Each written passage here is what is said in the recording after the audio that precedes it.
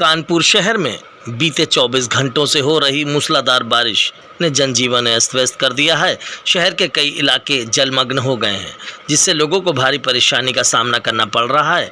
इसी बीच थाना जाजमऊ इलाके के ऊंचा टीला में एक दर्दनाक हादसा सामने आया है, जिसने हर किसी को झकझोर के रख दिया है। भारी बारिश के चलते जाजमऊ में टीले का एक हिस्सा भड़बड़ाकर नीचे बनी एक झोपड़ी पर गिर गया। इस झोपड़ी में एक बुजुर्ग दंपति अनीस फातिमा 65 वर्ष और रफीक 70 वर्ष मौजूद थे।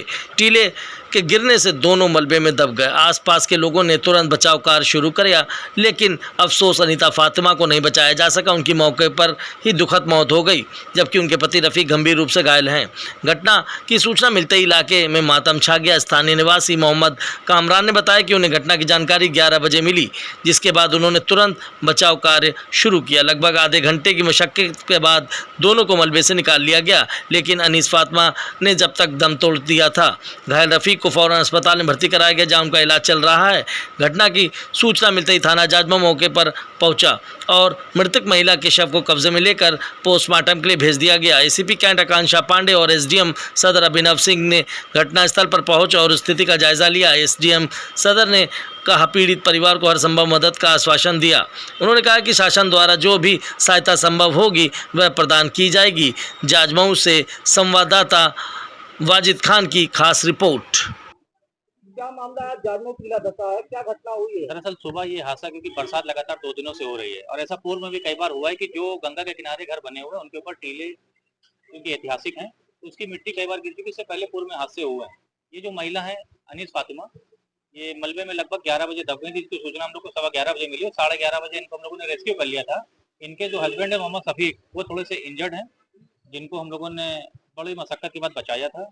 और अनीस फातिमा को क्योंकि बचाने में हम लोग थोड़ा सा लेट हो गए थे, जिसकी वजह से उनका इंतकाल हो गया। ये क्या कहते हैं, किसकी लापरवाही मानी? लापरवाही किसी की नहीं, क्योंकि ये हमारा कानपुर का ये जो गंगा के किनारे के इलाके ये सब ऐतिहासिक है। यहाँ पे सैकड़ों सालों से लोग रह रहे हैं और क्योंकि ये हादसे हो सकते हैं, हादसों को रोका नहीं जा सकता है, उनसे बचा जा सकता है। लगातार बारिश हो रही है, इसको क्या कहें? अब ये तो कुदरत का निजाम है। बारिश नहीं हो रही थी तो लोग परेशान थे, बारिश हो रही तो लोग परेशान। जारी करना चाहिए। हाँ, बेशक जारी करना चाहिए। एक एडवाइजरी होनी चाहिए कि जो गंगा के किनारे लोग रह रहे हैं वो बरसात के मौसम में खासकर किसी सुरक्षित जगह पे चले जाए। बरसात जब हो जाए, पुलिस को सूचना नहीं दी थी, लेकिन पुलिस को सूचना मिलने के बाद पुलिस वहाँ पे आधे घंटे के बाद पहुंच गई थी। ना प्रशासन से कोई दिक्कत है, ना शासन से कोई प्रॉब्लम है, क्योंकि ये हमारी संवैधानिक जिम्मेदारी बनती है कि इस तरह के हादसे होने पर हम लोग तो कंधे से कंधा मिलाकर साथ में खड़े हो जाए। एडीएम साहब ने बोला है कि जो भी सरकारी सुविधा और सरकारी आर्थिक मदद हो सकती है वो हम लोग पूरी करेंगे। उसके बाद वहाँ के लोगों को, क्षेत्रीय जनता को जागरूक करेंगे। जो लोग गंगा के किनारे टीले के आसपास रह रहे हैं, जहाँ पर इस तरह का भूस्खलन होने का खतरा है, तो उनको सोशल अवेयर करके किसी सुरक्षित स्थानों में पहुंचाया जाएगा। मोहम्मद कामरान, पूर्व प्रत्याशी, जाजमऊ 3 वार्ड। सूचना प्राप्त हुई थी कि यहाँ जाजमऊ थाना क्षेत्र के अंतर्गत जो जिन्नात की मस्जिद है उसके पास ही एक बुजुर्ग लोग हैं जिनके ऊपर मलबा गिरने की बात सामने आई थी। तो वहाँ पे जो लोकल्स थे उनकी मदद से उनको पहले रेस्क्यू किया गया, फिर काशीराम अस्पताल लाया गया। तब तक प्रशासन और एसीपी कैंट भी साथ में मौजूद है। हम लोग भी यहाँ पे अस्पताल आए। यहाँ पे प्रकरण को देखने के बाद अनफॉर्चुनेटली जो अनीसा फातिमा, उनकी तो मृत्यु हो गई है।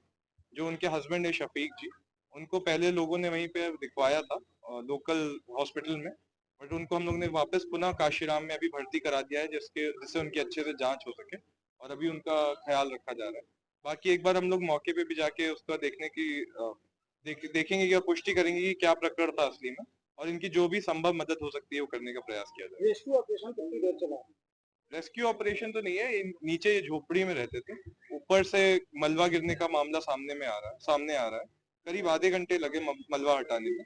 बाकी संबंधित अधिकारियों को सूचित भी कर दिया गया और हम लोग स्वयं भी मौके पे जाके एक बार उसकी और तहकीकात करेंगे कि ऐसा क्यों हुआ और बाकी के वहाँ पे बाकी के परिवारगण जो वहाँ पे वो सुरक्षित है।